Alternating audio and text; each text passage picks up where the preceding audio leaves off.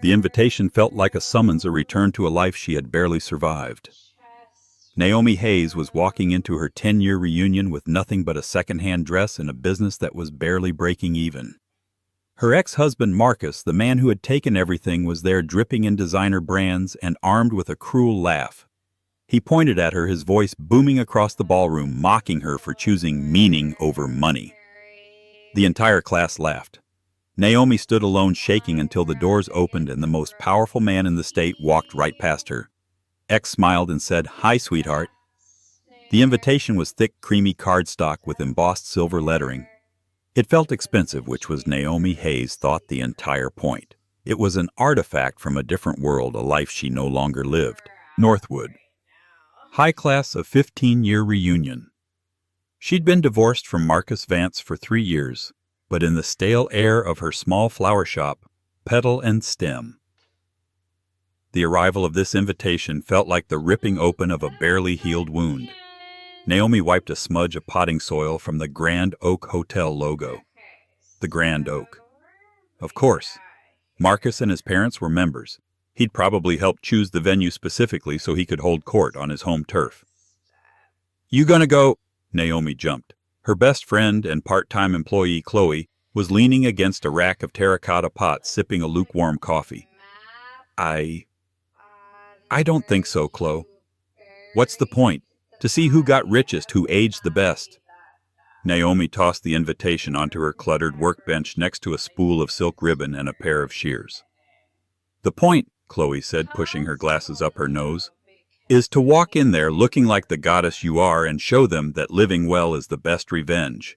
Not living rich, living well." Naomi sighed, her gaze drifting to her reflection in the shop window. She was 33. Her face was fine, she supposed, but there were faint lines of stress around her eyes that hadn't been there when she was Mrs. Vance. Her hands, her greatest pride, were calloused and often stained green from stems her nails kept short and practical. She wasn't the polished, manicured woman who used to host charity luncheons. She was a woman who worked with dirt. Marcus had hated it. Their marriage had been a whirlwind. He was the high school quarterback, the golden boy from a family with good bones and old money. She was the quiet, scholarship-winning, artsy girl. Their union was seen as a storybook romance, but the storybook was a facade. The reality was Marcus's stifling control, his obsession with appearances, and his casual, cutting cruelty. The divorce had been brutal. He'd called her naive in court. "She has no concept of money, Your Honor. She wanted to open a flower shop." His lawyers had painted her as unstable, a dreamer incapable of existing in the real world he dominated. He'd kept the high-rise condo, the stocks, the country club membership. Naomi had walked away with her small savings and a fractured sense of self. She'd poured everything into petal and stem. It wasn't just a shop, it was her sanctuary. She didn't just sell flowers, she sold comfort. She made grief bouquets for the widowed and hope arrangements for new mothers. Her work had meaning, but meaning didn't pay the escalating rent on her storefront. She was struggling, deeply, and Marcus knew it.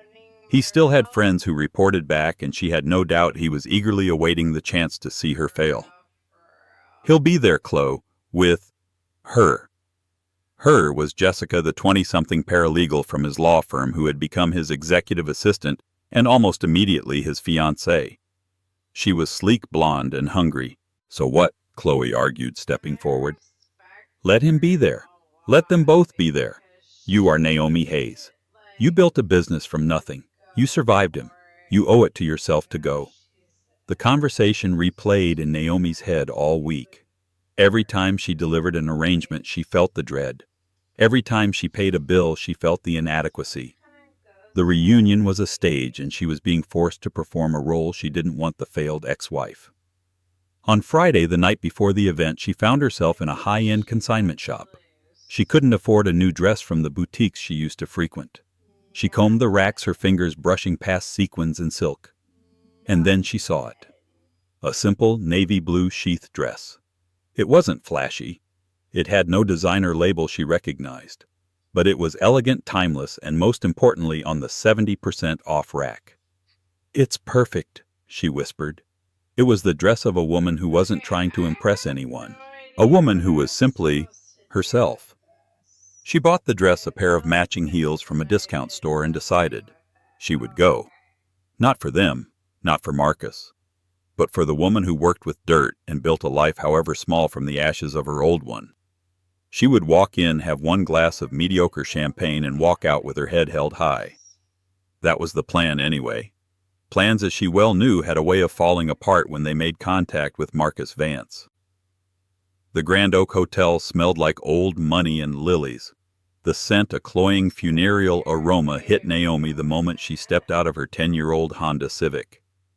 The valet, a young man with a carefully neutral expression, had looked at her car with a flicker of disdain before turning his attention to the gleaming black Porsche that pulled up behind her. Naomi clutched her small borrowed purse and walked under the grand portico. The Northwood High 15-year reunion sign was professionally printed, pointing her toward the main ballroom. Her heart wasn't just beating, it was hammering a trapped bird against her ribs. The navy dress felt good, but as she saw other women emerging from Escalades and Teslas draped in shimmering fabrics and dripping with diamonds, her simple sheath suddenly felt like a school uniform. She pushed open the heavy oak doors to the ballroom. The noise hit her first. A wave of loud chatter, shrill laughter, and the dull thud of a generic 2000s pop-punk song.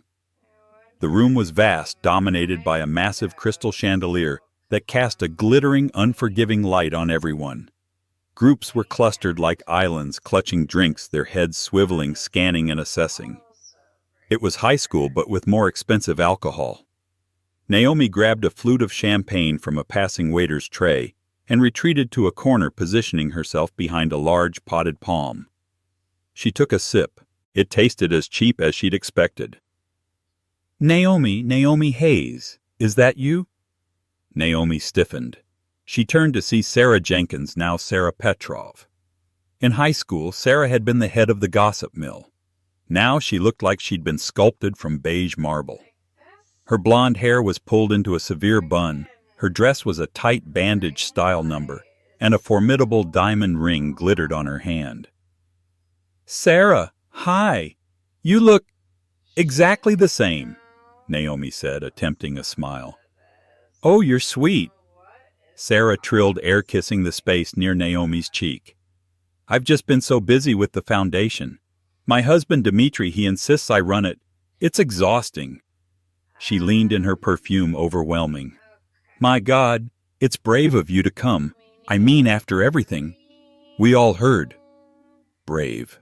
The word was a scalpel. "It's just a reunion, Sarah," Naomi said, keeping her voice level. Of course. Oh, look, there's Ben." Sarah waved frantically. Ben Carter, once a scrawny AV Club nerd, had clearly glowed up into a tech bro. He wore a blazer over an expensive t-shirt, his hair artfully messy. He was loud, gesticulating wildly as he talked. "And I told the VC, I said, if you don't 10x this seed round, you're missing the boat." And they did. Ben boomed, joining them. He glanced at Naomi. "Hey, Hayes. Long time." "Hi, Ben." "So," Ben said, his eyes doing a quick dismissive scan of her dress. "What are you up to? Still in town?" "I heard you. What was it?" "Opened a shop." "Yes, a floral design studio. Petal and stem." "Oh, cute. Cute," Ben said with the exact same inflection Marcus used. "My assistant handles all that for the office. We use one of those big subscription services, FTD or something. Streamlines the whole process." "My work is more bespoke," Naomi said, her grip tightening on her glass. Right. Bespoke." Ben clearly didn't know what to do with the word. He turned back to Sarah. "Listen, is he here yet?" "Who?" Sarah asked, her eyes lighting up. "Marcus, duh," Ben said. "He just closed a massive real estate deal. Bought out that old shipyard complex. Rumor is he's turning it into luxury lofts. The guy prints money." "He's not just here," Sarah whispered, nodding toward the entrance. "He's arrived." Naomi's breath hitched. She didn't need to turn around. She could feel the shift in the room's gravitational pull. Marcus Vance had entered the arena. He wasn't just dressed, he was curated. He wore a charcoal gray suit that was obviously custom-tailored, a silk tie, and on his wrist Naomi recognized the watch she had almost bankrupted them to buy him for their 5th anniversary, a Patek Philippe Calatrava. And on his arm was Jessica. She was stunning in a sharp, intimidating way. Her dress was fire engine red and cut low, her blonde hair sleek and center-parted. They looked less like a couple and more like a high-stakes merger. Marcus scanned the room, a practiced political smile on his face, a king surveying his court. He accepted a back slap from one of the old football players, kissed Sarah's hand, and then his eyes found Naomi. His smile didn't fade. It sharpened. It became something predatory. He had been waiting for this. He disengaged from Jessica, patting her on the arm, and began to walk toward Naomi. Every step on the polished floor echoed in her ears. The clique Sarah, Ben, and a few others instinctively turned to watch. The music seemed to fade. The air grew thick and heavy. This wasn't a reunion, it was an execution, and she was the one on the scaffold. Marcus stopped a few feet from Naomi, a theatrical look of surprise on his face. He held a glass of what looked like expensive scotch, the ice clinking softly. "Well, well, Naomi Hayes, I honestly didn't think you'd have the nerve."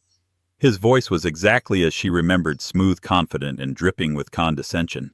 It was the same voice he'd used to tell her she was too sensitive when she cried, the same voice he'd used to charm the judge at their divorce hearing. "Hello, Marcus," Naomi said. Her own voice sounded thin, a pale thread in the rich tapestry of the ballroom. "It's Vance," Sarah Jenkins corrected from the sidelines, giggling. "Oh, wait, no, not for you. How awkward." Marcus chuckled, a low, appreciative sound. "It's fine, Sarah. We're all adults here. No hard feelings. Right, Naomi?" He took a step closer, invading her personal space. She could smell his cologne, the same Tom Ford scent she had bought him. "I'm just here to see old friends, Marcus. Please excuse me." She tried to step around him. He blocked her path, a casual, almost lazy movement. "Whoa, hold on. We're just catching up. We haven't seen each other since—" What was it? Oh, right, court. The group around them, Sarah, Ben, and 2 other former classmates Naomi barely remembered, laughed. It was an ugly sound. "This really is something." Marcus continued, gesturing at her with his glass. "You here, at the Grand Oak. Must be a change of pace from that. What do you call it, your studio, that little shoebox on Miller Street?" Naomi felt the blood drain from her face. He knew her street. He'd been keeping tabs. "It's a good location," she said, her nails digging into her palms. "Is it?" Marcus raised an eyebrow. "Because I heard you were—" How did my guy put it? "Struggling with overhead. Sounds fancy for going broke." "My business is fine, Marcus." "Is it?" He pressed, his smile widening. He was enjoying this. This was his sport. "Because, correct me if I'm wrong, but you're standing here alone in a—" What is that, by the way? Is that from that consignment shop you always loved? The one with the sad-looking mannequins? It was a direct hit. He'd recognized the type of clothing, if not the dress itself. He was telling her and everyone else that she was poor. She was wearing second-hand clothes. Sarah Jenkins let out a tiny, horrified gasp, her hand flying to her pearl necklace. Ben Carter just smirked, shaking his head. "Marcus, stop it," Naomi whispered, her voice shaking. The humiliation was a physical thing, a hot, creeping flush that spread from her neck to her cheeks. "Stop what? Stating facts." He swirled his scotch. "I'm just making an observation. You're the one who is always going on about meaning. Remember that our last big fight? I don't want all this money, Marcus. I want a life with meaning." He mimicked her voice in a high-pitched, mocking tone. The group roared. "Well, you got it, sweetheart." He sneered, the term of endearment now a poisoned dart. "You got your meaning." And I got the condo, the portfolio, and a new fiancé who understands that meaning is a luxury you earn. He pointed over to Jessica, who was now schmoozing with a local city councilman. See that's a VP at my new fund, Vance Capital Partners. We just closed a $40 million acquisition this morning. We're flying to a private island on Monday to celebrate. But hey, he turned back his face, a mask of false sympathy. You have your flowers. Naomi couldn't speak. Her throat was closed. Tears were burning the backs of her eyes, and she refused to let them fall. She would not give him the satisfaction. She was trapped. The circle of laughing faces was tightening around her. Ben, Sarah, all of them. They were feeding on her humiliation like sharks. I have to go, she managed, her voice cracking. "Aw, so soon," Marcus said, blocking her again. "But the party's just getting started. We haven't even talked about the old days. Remember when we were prom king and queen? You were so full of potential then. It's a shame to see how it all turned out." He reached out as if to touch her shoulder. Naomi flinched, recoiling as if struck. "Don't touch me." The words were sharp, and for a second the laughter died. Marcus's smile wavered, his eyes hardening from cruel amusement to genuine anger. "Touchy," he said, his voice dropping. "Still the same oversensitive Naomi. You know I did you a favor. I cut you loose. You would have drowned in my world. You're just not built for it. You're small. Your life is small." He leaned in, his voice a low hiss meant for her, but loud enough for the circle to hear. "You're a failure, Naomi, and everyone here knows it. Now run along. Go play with your daisies." He turned his back on her, a gesture of final, absolute dismissal. He raised his glass to the group. "Now who wants to hear about the shipyard deal?" The group's attention snapped back to him, the alpha, the winner. They laughed at his next joke, their backs now turned to Naomi. She was dismissed. Erased. She stood there frozen for a long second. The shame was suffocating. She could feel the stares of other people in the room who had witnessed the exchange. She was the reunion's tragic figure, the punchline. Her plan to hold her head high was in ruins. All she wanted was to disappear. Clutching her purse, Naomi turned and fled. She didn't run, but she walked as fast as she could, pushing through the crowd, ignoring the few people who tried to say hello. She made a beeline for the exit, but her path was blocked by a sudden commotion near the main entrance. She darted sideways, finding refuge in the relative quiet of a small alcove that led to a balcony. She leaned against the cool marble wall out of sight and finally let the tears come. They were hot, silent, angry tears. He had won. Again. He had taken her one night of bravery and shattered it into a million pieces. Naomi pressed her palms against the cold glass of the balcony door, taking deep, shuddering breaths. The muffled sounds of the party, the music, the laughter felt obscene. She was hiding, just as she had hidden in the high school library when Sarah Jenkins started a rumor about her, just as she had hidden in her car after the final mediation with Marcus. A text vibrated in her purse. It was Chloe. "Chloe, how's it going? Are you stunning them with your brilliance?" Naomi's fingers trembled as she typed back a single word. "Naomi." "No." She wiped her eyes, smearing her mascara. She had to leave. She could take the service exit, find her car, and drive home. She would lock the door, open a bottle of cheap wine, and pretend this night never happened. She was about to step out onto the balcony to get some air when the energy in the main ballroom behind her changed. It wasn't a sudden, loud event. It was a rapid decrease in volume, as if someone had slowly turned a dial on the room's ambient noise. The boisterous chatter faded into urgent, hushed whispers. The pop-punk song was abruptly cut off. Naomi turned, peering from her alcove back into the room. People were turning almost in unison toward the main entrance. Even the clique surrounding Marcus had dissolved. Marcus himself was standing on his toes, craning his neck, an expression of annoyance on his face at having lost his audience. "What is it?" Sarah Petrov whispered, tugging on Ben Carter's sleeve. I don't know, Ben muttered. Brenda said there was a special guest, a donor. Brenda Miller, the former head cheerleader and self-appointed reunion queen, was practically vibrating with nervous energy near the doorway. She was smoothing her sequined dress and checking her reflection in a mirrored pillar. A donor, Marcus scoffed, rejoining the group clearly irritated. Who the mayor? I had dinner with him last week. No, Ben said, his eyes glued to the door. Bigger, much bigger. Brenda's been dropping hints all month that she was trying to get him. Him who? Marcus demanded. Patrick. Ben said, his voice dropping to a reverent hush. Thomas Patrick. The name hung in the air, heavy and electric. Naomi froze. Thomas Patrick. Even Naomi, in her small world of flowers and invoices, knew that name. You couldn't live in this state and not know it. Patrick was a ghost, a myth. He was a local boy, supposedly from their very own graduating class at Northwood, though no one could remember him. He had disappeared after graduation, gone to Caltech or MIT. The legends varied and emerged a decade later as the enigmatic founder of Patrick Dynamics.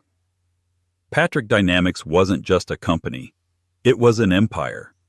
It specialized in bleeding-edge AI logistics and renewable energy. Patrick had bought up half the state's commercial real estate, including the failing shipping conglomerate that Marcus had just bragged about acquiring a piece of. Patrick didn't just buy pieces. He bought everything. He was a recluse. No photos. No interviews. Time magazine had tried to name him Person of the Year, but they couldn't get a single comment and had to run a silhouette on the cover. He was rumored to be impossibly brilliant, famously ruthless, and pathologically private. And apparently he was a Northwood High alumnus. No way! Marcus breathed, his earlier arrogance replaced by a sudden hungry ambition. Patrick here. That's the rumor, Sarah whispered frantically, pulling a compact from her purse to check her lipstick. Dimitri has been trying to get a meeting with his investment arm for months. They won't even return his calls. This is it, Ben muttered, adjusting the knot of his non-existent tie on his t-shirt. This is the night. 5 minutes with Patrick. Just 5 minutes. Marcus was already in motion. His mind was clearly racing, the gears turning. He straightened his Patek Philippe, smoothed his lapels, and adopted a look of casual, confident importance. The humiliation of Naomi was forgotten, a mere appetizer. This was the main course. He'll need partners, Marcus said, more to himself than to the group. Local partners, people who know the infrastructure. My shipyard project, it's the key. He'll see that. Naomi watched this spectacle with a strange, detached sickness. They were predators, all of them circling a new, larger kill. The main doors of the ballroom, which had been propped open, were suddenly pulled wide by 2 hotel staffers in gold-braided uniforms. A hush fell. This time it was total. 2 men in dark, simple suits stepped in first. They were broad-shouldered, wore clear earpieces, and scanned the room with practiced, emotionless eyes. Security. And then he walked in. He wasn't what Naomi expected. He wasn't a flashy tech bro like Ben, or a polished old money type like Marcus. He was tall, dressed in a black Tom Ford suit, so perfectly tailored, it looked more like an extension of him than clothing. He had dark, unruly hair, sharp cheekbones, and intense, penetrating eyes that seemed to take in the entire room in a single dismissive glance. He didn't look like he was 33.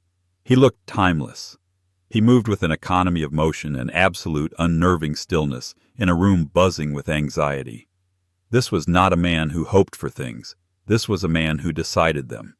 This was Thomas Patrick. Brenda Miller scurried forward, her hand outstretched, her smile painfully wide. Mr. Patrick, oh my goodness, we are so honored. I'm Brenda Miller. We spoke on the PH.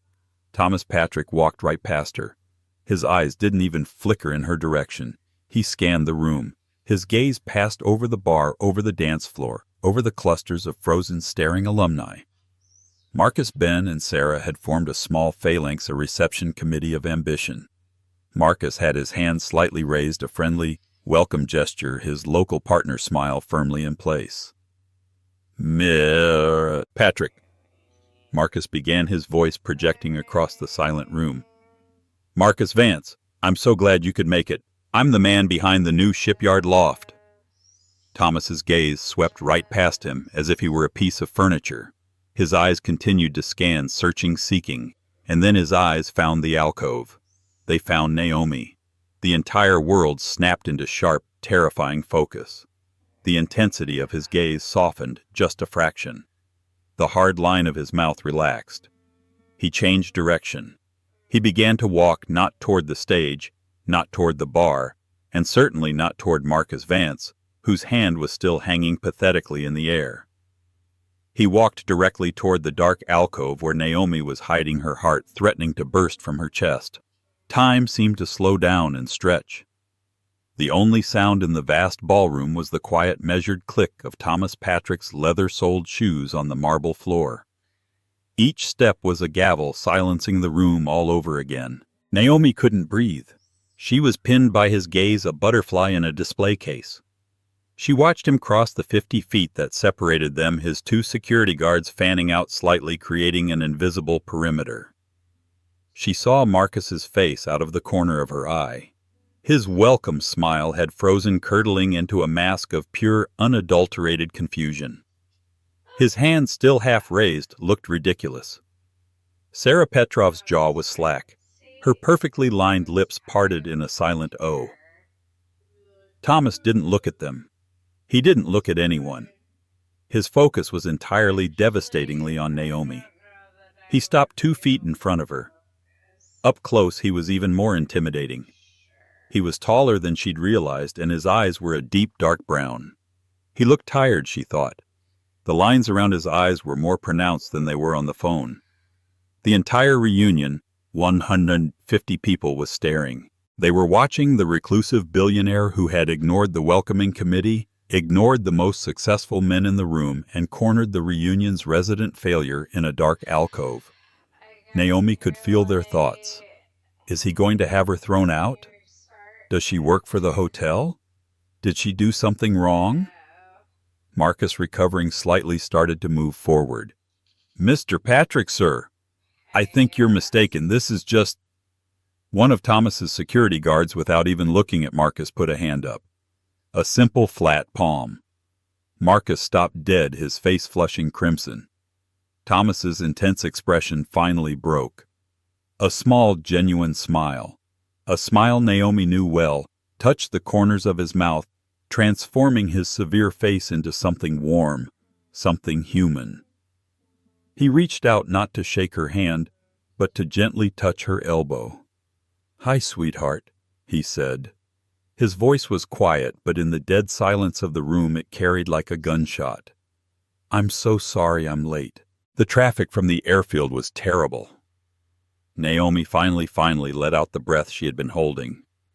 The hot tears of humiliation that still stained her cheeks were instantly replaced by a new, overwhelming wave of relief. She gave him a watery, shaky smile. "Thomas, you came." "I told you I would," he said softly. He glanced at her face, his smile fading as he registered the tear tracks and the redness in her eyes. "Are you all right? You look upset." I'm okay now," she whispered. His gaze hardened. He looked up, his eyes sweeping over the frozen tableau of the clique just a few feet away. He saw Marcus, his face a grotesque mask of shock and rage. He saw Sarah, her eyes wide with disbelief. He looked back at Naomi. "Who?" he asked. Just one word. Naomi didn't have to answer. Marcus, his brain finally processing the scene, sputtered. Sweetheart, what?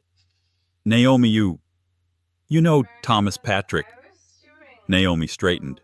The simple act of Thomas standing next to her, his hand still a warm protective pressure on her arm, felt like a suit of armor. She was no longer the small, failed flower shop owner. She turned her back to the alcove and faced her ex-husband. "Marcus Vance," she said, her voice clear and strong, finding its power for the first time in years. "I'd like you to meet my My friend. Thomas Patrick. Thomas, this is Marcus, my ex-husband. The words ex-husband landed with the force of a physical blow. Thomas Patrick's expression went from concern to a cold, dangerous calm. It was a stillness that was far more terrifying than any rage. His eyes locked onto Marcus. "Is that so?" Thomas said. It wasn't a question. He took a half-step forward, shielding Naomi slightly. "Marcus Vance, of Vance Capital Partners." Marcus was completely white. The Patek Philippe on his wrist seemed to tick with agonizing loudness. You've heard of my fund," he stammered, his mind clearly scrambling to find a new angle, a way to salvage this. "I've heard of it," Thomas said, his voice flat and cold. "My risk assessment team flagged it last month. Over-leveraged, volatile, and based on projections that border on fantasy. My chief analyst advised me to stay far, far away. It was a complete clinical and brutal dismantling. In 20 seconds, Thomas Patrick had declared Marcus's entire career, his entire identity, a sham. Ben Carter looked like he was going to be sick. Sarah Petrov actually took a step backward, as if the failure was contagious. "Now," Thomas continued, his voice dropping, "Ms. Hayes looks upset, and I find her standing in a corner just after you and your friends." He gestured to the clique. "We're speaking with her, so I'm going to ask you once. What did you say to her?" Marcus couldn't speak. He opened and closed his mouth, but no sound came out.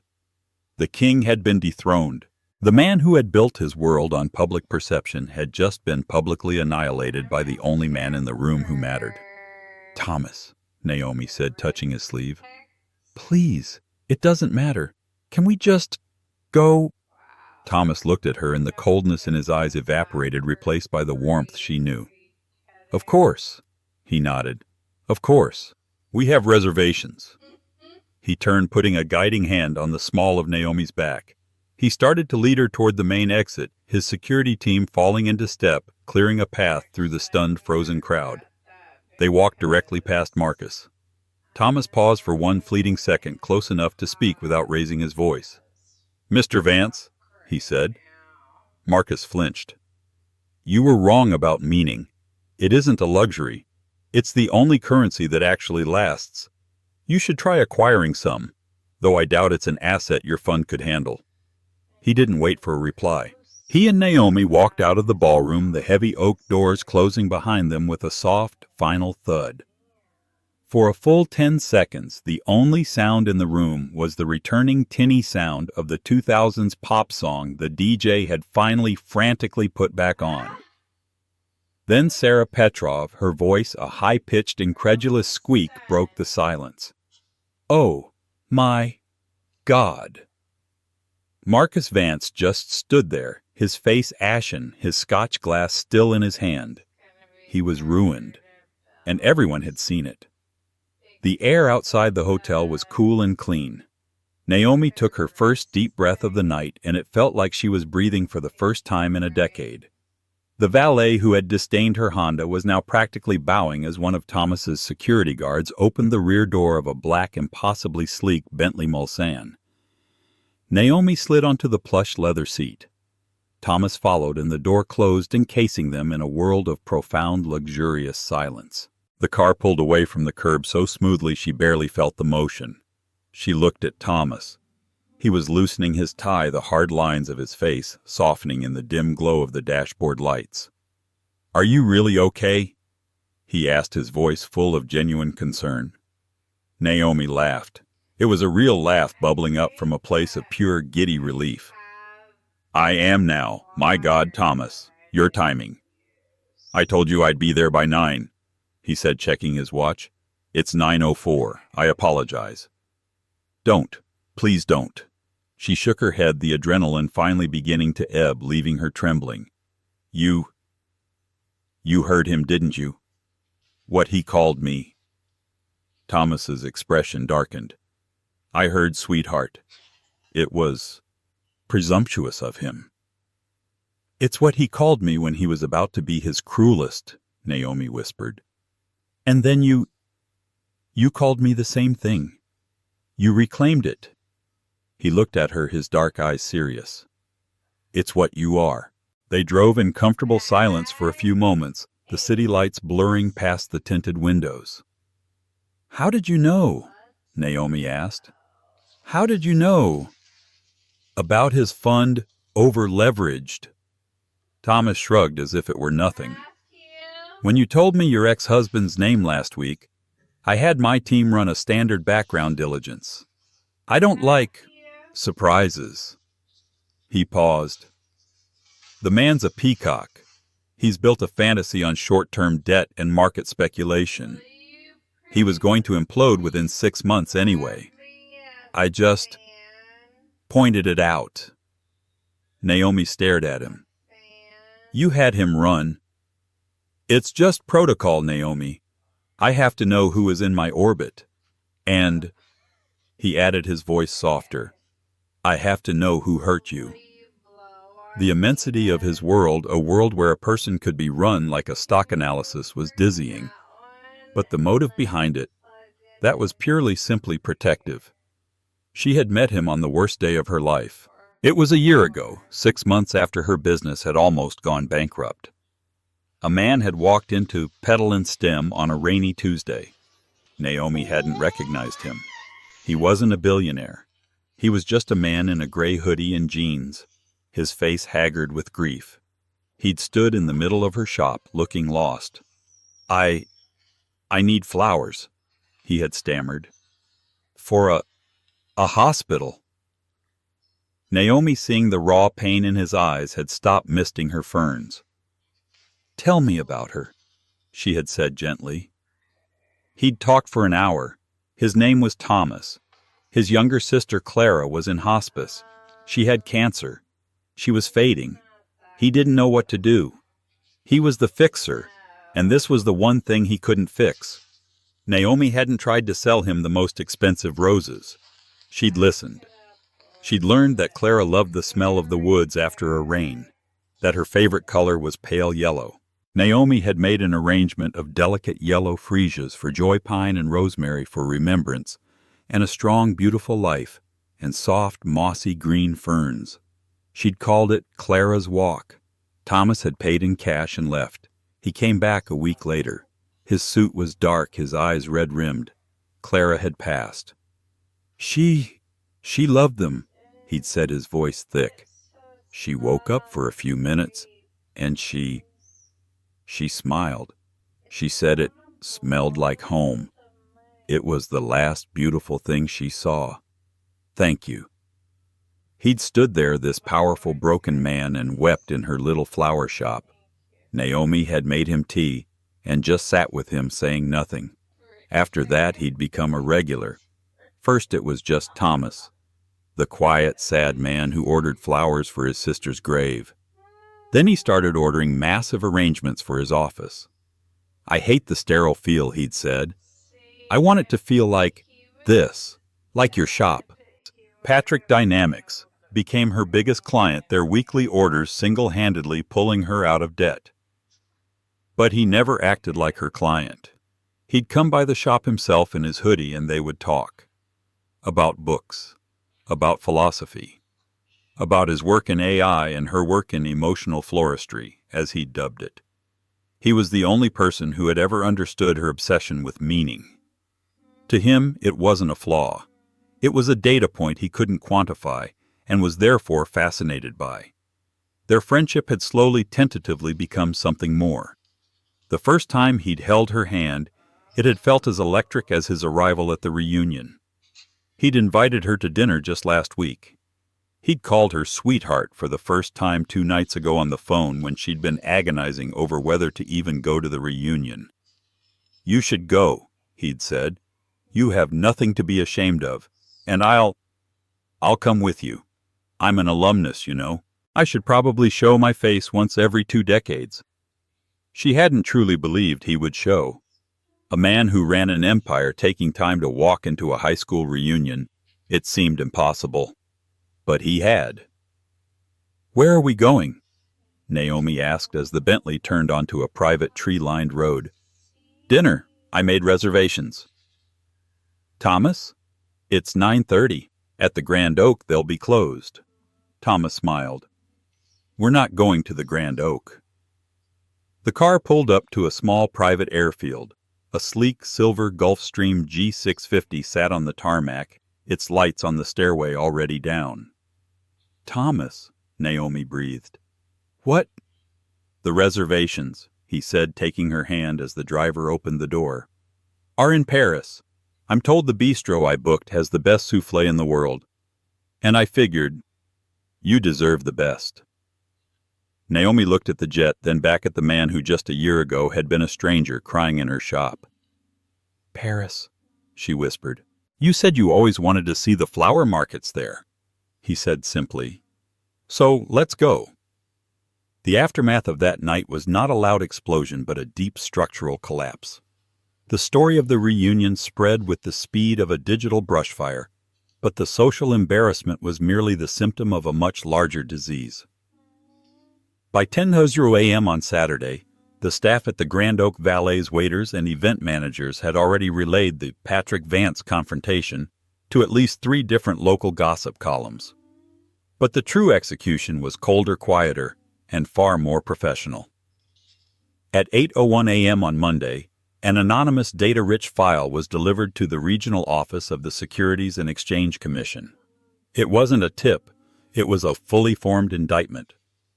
It detailed a precise pattern of leveraging unverified assets, misrepresenting liquidity, and basing entire fund projections on speculative real estate ventures that had not yet broken ground. It was exactly what Thomas had called it, a fantasy. The audit wasn't a question of if, but how fast. The investors who had been in the ballroom, the ones who had personally witnessed Thomas Patrick, a man whose market moves were gospel, surgically dismantle Marcus's reputation, didn't wait. The calls began Monday at 9:00 a.m. Marcus, about that last capital call, we're going to hold. Mark, listen, my partners are feeling exposed. We need to liquidate our position. By Wednesday, 70% of his liquid assets had been withdrawn, triggering a covenant breach with his primary lenders. The personal fallout was just as swift.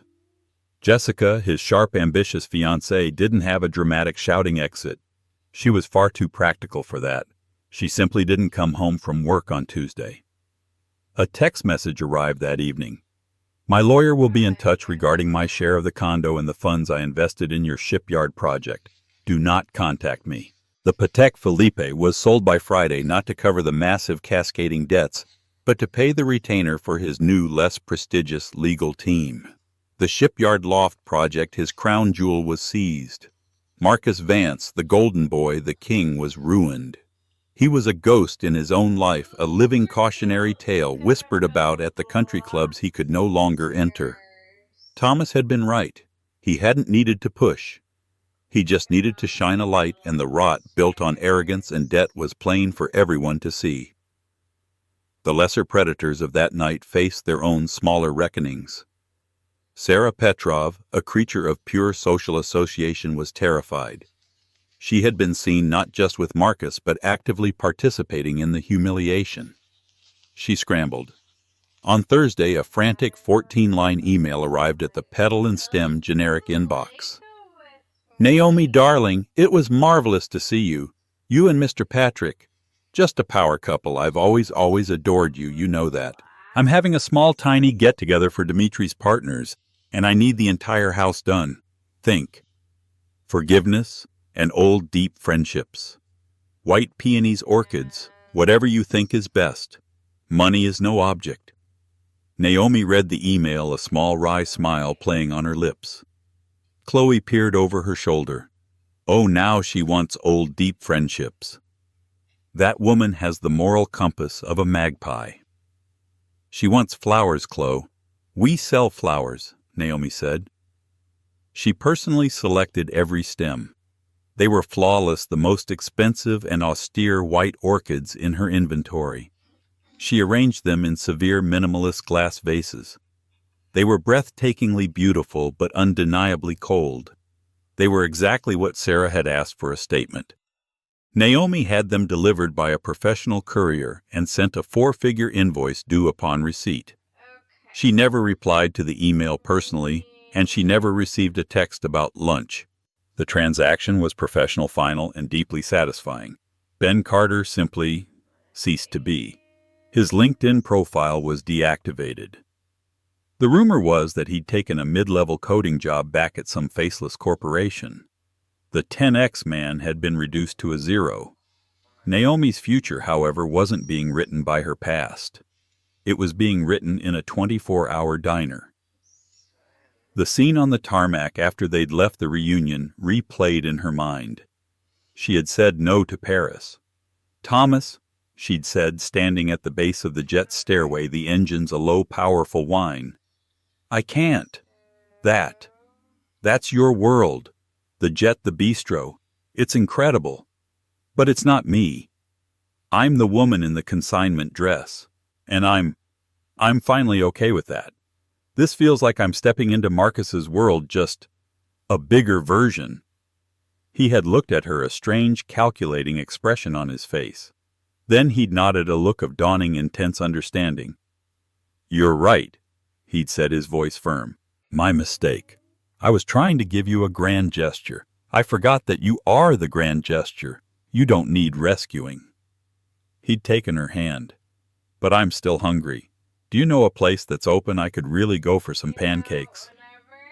So they had ended up at the Starlight Diner, a neon-lit relic from the 1970s.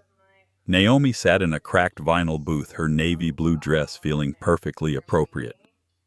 Thomas sat opposite, his $10,000 Tom Ford suit utterly conspicuous, and he couldn't have cared less. He'd ordered pancakes, a side of bacon, and black coffee. Naomi got a grilled cheese and a chocolate shake. "So," she'd said, dipping a fry in her shake, "my ex-husband thinks I'm a failure, and you're you." "He's a data point in a failed set," Thomas said, neatly cutting his pancakes. "He's irrelevant. Tell me about your new hybrid rose, the Clara's Dawn you were trying to cultivate. You were having trouble with the grafting." For 2 hours they talked. He explained the ethical dilemma of a predictive AI he was developing, how he feared it could eliminate human choice. She explained the precise meaning of aconite, a beautiful flower that was also a deadly poison.